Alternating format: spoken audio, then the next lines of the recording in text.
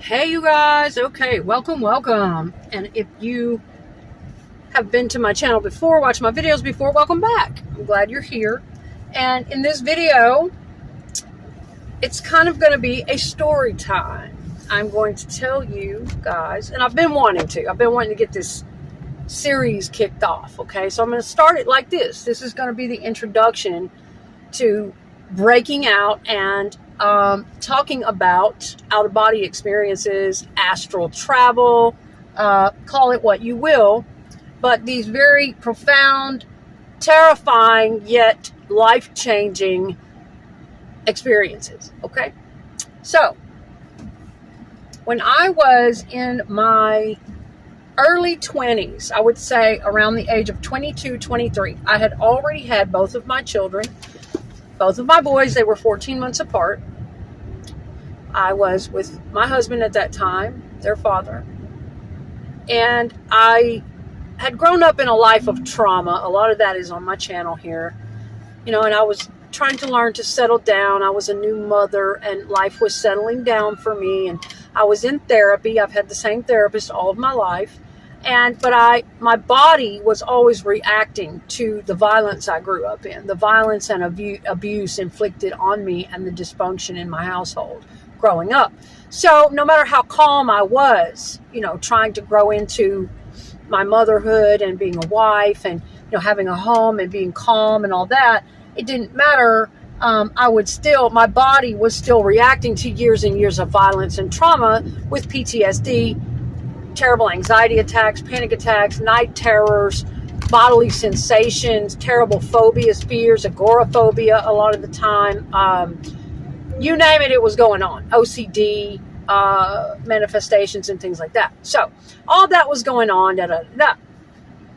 And I began having these problems in my sleep. Well, I now, have come to know it very well and know what it is, sleep paralysis. But at the time, I had never freaking heard of it. Never even heard the term. Didn't know anything. I was so young. And I would wake up, different times. It might be when I was taking a nap. It might happen to me at night. But I would find myself awake in my mind, right? A lot of you probably have sleep paralysis, and I've been wanting to get this out, what my experience with sleep paralysis was and what's on the other side of it for me. Now, I don't know if it's this way for everybody. I can't promise that, but for me, I can tell you. Okay, so this started, right? I would wake up and I would be awake in my mind and I would develop like a dual consciousness, knowing I'm in a body, I'm in my bed, but at the same time, I'm aware. I'm just an awareness that's in total blackness, that can't freaking move, that is paralyzed, that feels like something is sitting on me or holding me down. And it's just the most horrible feeling. If you've ever had sleep paralysis, then you know what I'm talking about. You feel like you're literally dying, like you're in a coffin. It's black. You feel like you can't really breathe, like you're being crushed. And it's just so heavy. It's so hard to fight out of it, to wake up. You feel like you're screaming and yelling, trying to get somebody to wake you up. Okay, that would happen to me a lot. And I would have to fight all my might to wake my body up, just enough to become really conscious. And then I would just fall back asleep, Or sometimes I would say to my husband, hey, did you not hear me over here screaming for you, trying to fight and wake up? Please. And he'd be like, no, you never moved. You never said a word. You've been asleep. And so it became like something really horrifying to me.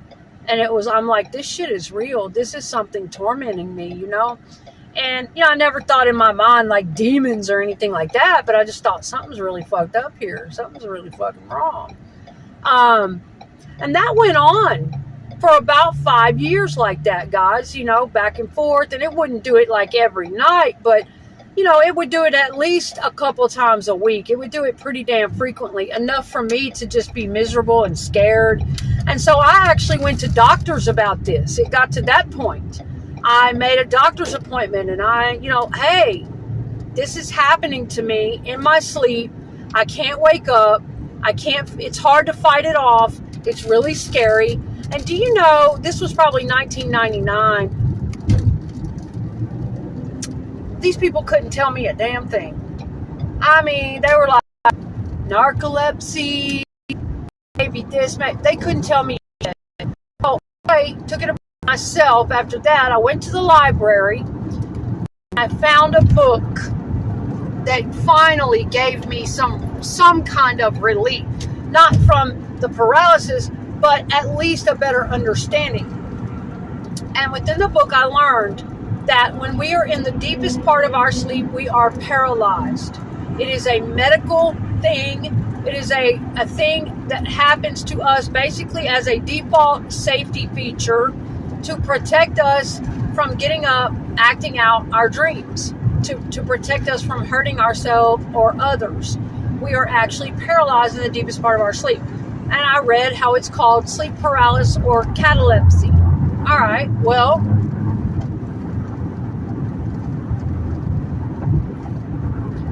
my question was, why is this happening to me? Why am I realizing it?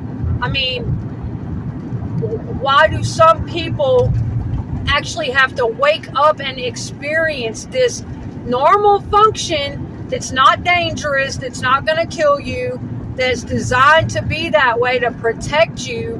But why on earth do some of us wake up while it's going on when we should be dead asleep?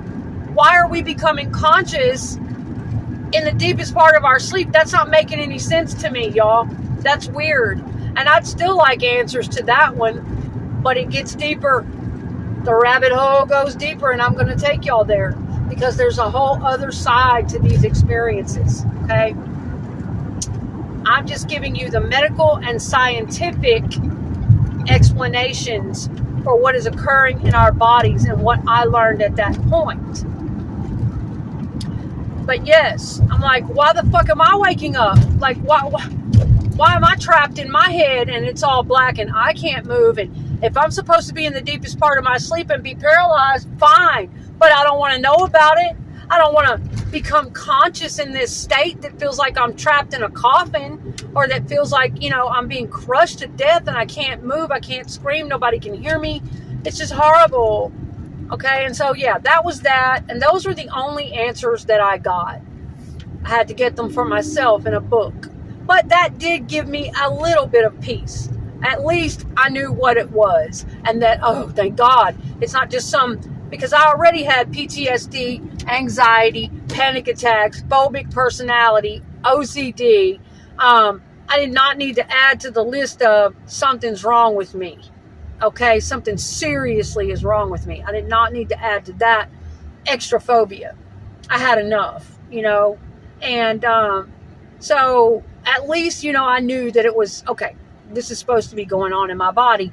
But for some reason, my ass just happens to wake up during it. And I don't know why. And I hope it goes the fuck away. I guess I'll just have to keep fighting it off. Maybe it'll stop. Maybe it won't get worse. And so that is the beginning. Okay, guys, that's sleep paralysis. And that's what sleep paralysis actually is, with an explanation, medical and scientific explanation. If you ever have it going on in your body, now you know that is what it is. Do your research, talk to your doctors, and you will find out that this is, in fact, a normal process that is supposed to happen to you while you sleep. But I have never found out why certain ones of us actually wake up during that process when we are supposed to be in our sleep cycles. We're supposed to be in the deepest part of our sleep, and we're supposed to be paralyzed and being protected. But why are certain ones of us waking up? Now that is something that I will have to research more thoroughly to try to find answers to. What causes certain people to have to wake up and endure such a horrific thing? I don't know. I'll get back to y'all on that one. But now we're going to get into what's beyond the sleep paralysis and what eventually happened to me, what started happening to me, and what I learned as far as the spiritual aspect of it. We've talked about the medical and scientific. Now we're going to get into what it's really all about. What's on the other side of it, for me personally, anyway. Okay, so this whole thing goes on for about 5 years or so. My boys were, I guess, one of them was newborn, the other was toddler when it first started. And then they were around preschool age when things changed, when the sleep paralysis turned up a notch and it went into a whole different level, okay? This is my personal experience, you guys. I'm not saying this is how it's going to be for everyone or this is the answer or whatever. Please seek medical and professional mental help and guidance if you need it. These are just my personal experiences, okay? But about 5 years later, one morning, I took my kids to school. I was working at a pizza place at the time, and I was due at work at 10:30 that morning. Well, I had gotten up really early and taken them to school, so I was going to take an hour nap before work. Just go back to sleep and rest another hour, and then I was going to get up and go on to work. At this time, I was lying on my couch. I'll never forget the first time this happened to me. I was lying on my couch, and I had a cat. She was there with me. And the sleep paralysis started. I was asleep. I had fallen asleep. And I noticed these sleep paralysis things like to happen a lot when you're really tired. Like there's different bodily things that can factor into it. But I woke up like normal, you know, it was coming on me. And I woke up in my mind, trapped with the dual consciousness of, oh shit, you know, oh, I got, you know, but this time something was different. I didn't fight. I woke up paralyzed, couldn't move. I'm not awake. If you know what this condition is, then you know you're not awake all the way, but you're awake in your head. Can't move. It's dark. It's heavy. And a voice in my head, outside of me, it wasn't me, said, out-of-body experience. Said it just like that. And I'm like, even though I'm a spiritual person, even in my early 20s, I always have been, ever since I was a kid, always gravitated towards astrology and, you know, all kinds of different things. But I wasn't really studying back then as a kid and comprehending it the way I started to in my early 20s. It kicked off in my very early 20s. My aunt sent me a book by Dr. Wayne Dyer. And that is what really kicked me into high gear with my going within myself. Not only that, I did have a psychotherapist, but my spiritual journey really kicked in more into high gear with that book by Dr. Wayne Dyer. I believe it was called Finding Your Higher Self or something like that. It was a really good book. I can't remember what that first book was called, but I have a lot of favorite books by Dyer. So anyway, in my 20s, and then, you know, we're fast forwarding 5 years from the first onset of the sleep paralysis. I had been reading a lot of books in that time. You know, my kids, my husband and I had been divorced. My kids would be going back and forth with their dad on weekends. I would sit home a lot of the time. If I wasn't out with friends, I would sit home alone and I would read and I would study. I was always a person that had a thirst for knowledge, especially spiritual knowledge, just thirsty for it all. Not just religion, but everything. All different religions, everything from Christianity to Buddhism to Taoism to whatever. I took world religions in school too when I went back. But all types of spirituality, all types of beliefs. And, you know, I had my heavy leanings, okay? And I was reading a lot at that time. Ugh, I hate loud-ass cars like that. Who the hell do they think they... Why? It's obnoxious. But I had... I was reading books about a lot of different things. Reincarnation, past lives, the soul, you know, just stuff like that. But I had not run across any teachings or readings on out-of-body experiences or astral travel, nor had I even heard the term or seen it in a million years. I do remember seeing the term astral projection as a 12-year-old girl, when I used to wander off from my parents' home up to the local psychic shop. You know, back then it was, a big deal. They had crystals and books and, different little, they had this little printout, and it would talk about astral projection. And I would always just skip right over that.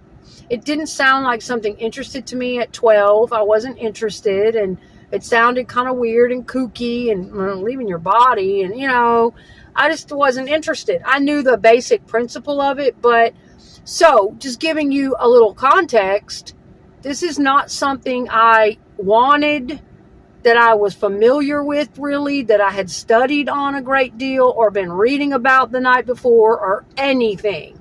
All right. So the morning I'm taking the nap before work, I'm waking up, I'm paralyzed. I'm in the middle of this catalepsy or sleep paralysis. And all of a sudden this voice says, out-of-body experience. And the next thing I know, I think about, I focus on something that I want, or that, something that I am deeply emotionally tied to, but, struggling with in my life. And this was a person that I had been wanting to see, that I hadn't seen in a very long time, that I was in love with and very fond of. And I just remember at that point focusing on that person. And all of a sudden, the sensations that went on in my body, it was incredible. The whole paralysis thing wasn't as noticeable at that point. And I didn't wake up. I was still asleep in this dual consciousness of realizing that I am asleep and paralyzed in my body, but I'm also somewhere else now. And I began to, all these sensations at once began to happen that first time. I started hearing very loud buzzing and humming and vibrating. And then I heard electrical popping and something like a loud jackhammer going on. And then all of a sudden I started feeling like I was falling. And this was no freaking dream. I had just gone from the state of total darkness and paralysis to this out-of-body experience. One thought popped in my head, and suddenly I was just falling, free falling into a hole, it felt like. And it felt like I was trying to grab onto my couch, but and ground myself in the physical, because I was aware I had a physical body too. And then I stopped falling and hearing all of those horrible noises. And then I started to float. And just float up. And it always felt like, because I had a bunch of these after this, but it felt like I was leaving from the chest area. I don't know, do they call that the solar plexus? They have different areas, different chakras, different places you can leave from. They say a lot of people leave from the top of their head, their chest, whatever. I've even talked with people about this, talking about it's easier to get out if you turn over on your side. This shit is fascinating, y'all. But I felt it from my chest. I felt literally my other body. That's what I'm going to call it. They call it the etheric body, call it the soul, the spirit body, the other body. I felt my other body separate and leave my physical body there on the couch. And it felt, when it began to float, now the falling felt scary, terrifying, the loud noises and the falling and all that shit. But when I began to float up out of my body and it came from my chest, they're not lying. When I hear people tell stories like NDEs, near-death experiences, and all these different types of things, and they say certain things, I know that they know. I know the feeling. When they talk about it, felt so fucking good. I didn't want to come back. It felt so beautiful. And it felt, when they talk like that, that's exactly what it felt like. It felt like the best high you could ever be on. If you if you can imagine, you know, when people like to get high, or it felt like it was just an unbelievable peace. The flow, the sensation of this, I can't explain it. It felt like drugs. And I didn't have a lot of clarity about where I went. Some people are really clear on where they went, what they saw. They saw their body. It was real clear. There's different types of things that can happen. I did not have a whole lot of clarity at this point about where I was going, what the fuck was going to happen next. It happened really fast. I floated out, and the next thing I noticed was a ceiling. And it was kind of blurry. I can't say it was really crystal clear like it is here and now, but I hit a ceiling and what looked like plant hangers. Those old-timey 1970s rope net plant hangers. And those are the exact same hangers that my friend, remember I told you that I had thought about somebody in the beginning before I left the body when I was paralyzed, and it said out-of-body experience, and I instantly, my thoughts flashed to this person that I wanted to see, that I missed, that I loved. Okay, it looked exactly like the plant hangers that he had in his apartment. Yes. And so that was the only clarity I had. I found myself on a ceiling and seeing those plant hangers. And then the next thing I know, I'm waking up and it's time to go to work. And the alarm clock's going on. And I don't remember coming back into the body. And that was the very first time that ever happened to me. And it started a 15-year experience with out-of-body experiences and different spontaneous out-of-body experiences, meaning I never asked for it. I never was one of those people that, oh, I'd love to try that and I'd love to practice it. And if I can just plant this in my head, then maybe it'll happen. And it just comes for me. It came for me, and it continued to come for me for about 15 years. However, after that first one, and I had that experience, you talk about when I woke up and started to try and get ready for work, I literally had to sit there a few minutes. I was exhausted, as if I had just run a marathon. The feeling inside me when I did get to work, I still felt exhausted. And I didn't feel quite right, trying to ground back into my body. And I didn't know anything about this stuff. I didn't really know what just happened, but I knew it was something phenomenal, something profound. Oh, and I forgot one more thing that happened after the paralysis and the thing said out-of-body experience, and I began to fall, just falling and falling and falling and falling into the darkness, and hearing loud buzzing and humming and crackling and electrical popping and jackhammer sounds. And while all that was going on, at the point that the other body started to lift up out of the chest, that's what it felt like. It felt like graceful and beautiful like that. The thought came across me, oh, this must be what it's like to die. That is exactly the thought that came across my head in that very moment as I was lifting up. The other body was separating from the physical. This must be what it's like to die. We transfer somewhere, because I am aware that I'm going somewhere, and I'm aware that I'm here as a consciousness, but I know I'm there too.